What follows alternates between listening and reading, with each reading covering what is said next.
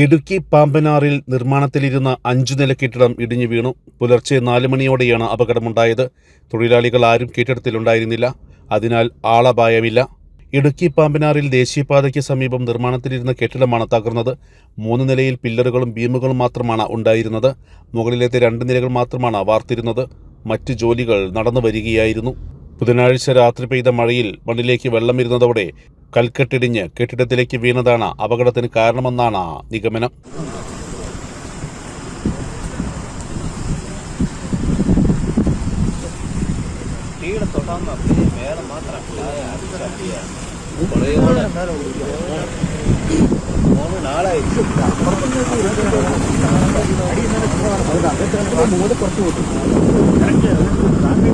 News desk media vision. അതെ, വീട്ടിലെ മക്കളെ കല്യാണം ഉറപ്പിച്ചിട്ടുണ്ടോ? ഡ്രസ് എടുക്കാൻ നേരെ ശോഭിക വെഡിങ്സിലേക്ക് പോരിട്ടോ.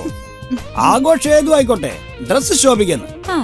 നമ്മളെ മോളെ കല്യാണത്തിന്റെ എല്ലാ ഡ്രസ്സും നമ്മൾ ശോഭിക വെഡിങ്സിന് എടുത്തിരിക്കുന്നു. നമ്മള് ഹാപ്പിയാ അല്ലേ?